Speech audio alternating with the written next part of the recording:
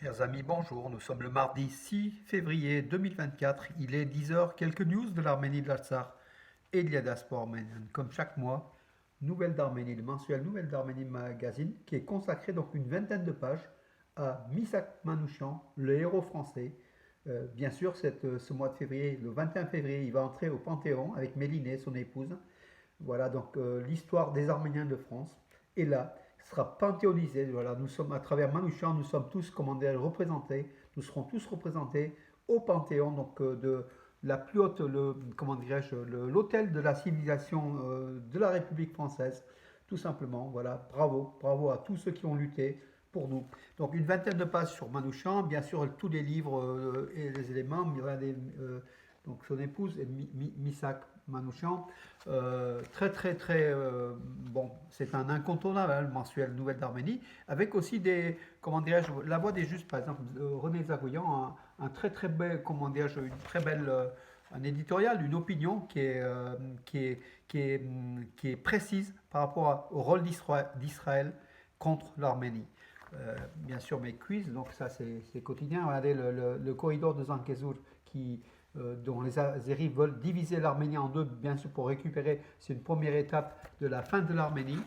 On n'en veut pas et l'Arménie s'arme pour cela et elle fait bien. Voilà, et puis beaucoup d'informations donc, de la communauté. Par exemple, là, les Arméniens de Romans, donc la messe du Nouvel An, c'était le 6 janvier dernier.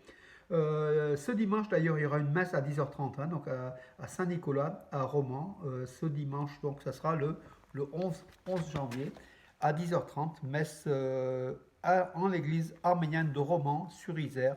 Donc, ceux qui sont de la région peuvent y aller. Et puis, divers éléments. Regardez, voilà, le pasteur aussi. Donc, voilà, donc l'église évangélique arménienne avec le Nouvel An, un très bel article. En haut, bien sûr, Asmik Tolmadjian avec Anne Hidalgo, notre ambassadrice, hein, donc d'Arménie en France, Asmik Tolmadjian, comment dirais-je, qui est très très active et qui est récompensée à juste titre par de nombreux prix. Et puis le 40e anniversaire du Hometman, là je salue aussi mon ami René Léonian, donc pour la Légion d'honneur, bravo à lui, en tout cas depuis des années, il mérite, et il l'a eu.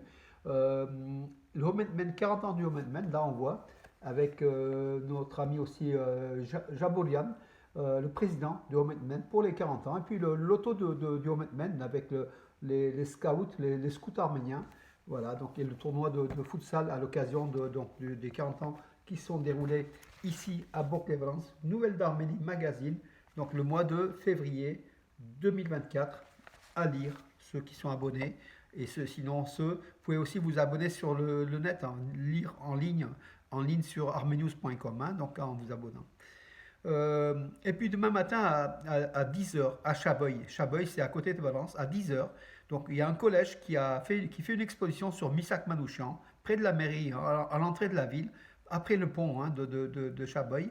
Nous y serons. Je ferai une vidéo, vous verrez comment c'est intéressant, où des non-arméniens, des élèves justement d'un collège de Chaboy, ont effectué une exposition pour la mémoire de cette résistance, du résistant Misak Manouchian qui va entrer au Panthéon. Bravo.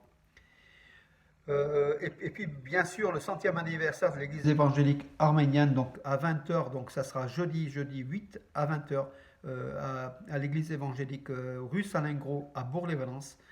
Voilà, passons aux nouvelles, mes amis. Donc, l'Azerbaïdjan a présenté la ville arménienne d'Ashtarak, qui est pas loin d'Erevan, hein, comme l'Azerbaïdjan, comme faisant partie de l'Azerbaïdjan occidental.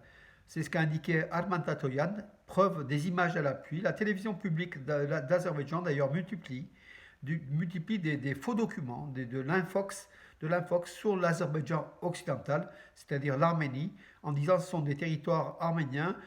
Même les églises ont été construites par des peuplades turco-azéris au 5e siècle. Vous vous rendez compte, voilà donc là aussi où va le mensonge d'État, le mensonge de l'État d'Azerbaïdjan, qui continue tous les jours à déverser donc son lot de mensonges pour essayer de faire pression sur l'Arménie, pour présenter l'Arménie comme étant faisant partie de l'Azerbaïdjan occidental.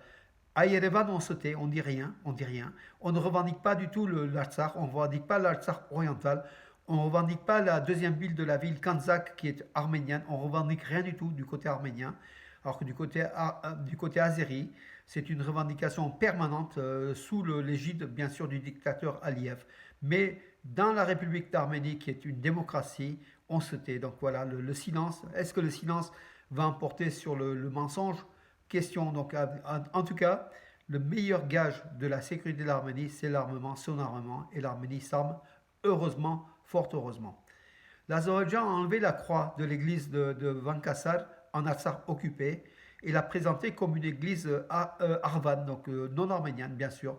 L'Azerbaïdjan désarménise les lieux de culte arméniens sur les territoires occupés de l'Artsakh et puis enlève les croix bien sûr, essaye de redonner un faciès autre qu'arménien de ces églises arméniennes très anciennes. Voilà donc aussi une spoliation culturelle, historique et du patrimoine arménien pour essayer d'effacer toute trace des Arméniens de cette terre de l'Artsakh où ils étaient depuis des millénaires, où ils ont été chassés en septembre dernier de façon provisoire bien sûr.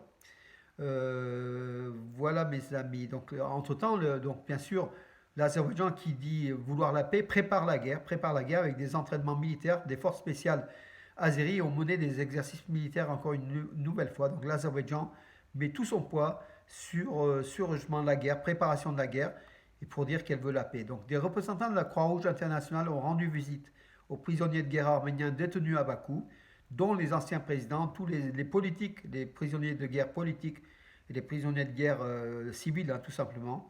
Voilà, ils ont pu appeler leur famille, donc d'après la Croix-Rouge internationale.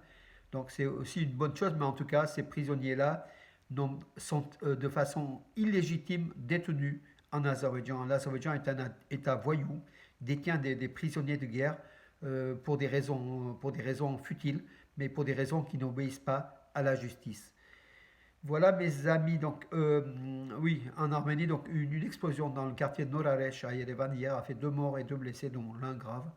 Voilà, il semblerait que ce soit une bonbonne de gaz qui est explosée donc hier matin. Malheureusement, donc il y a eu donc 2 victimes et donc 2 blessés, comme je l'ai dit.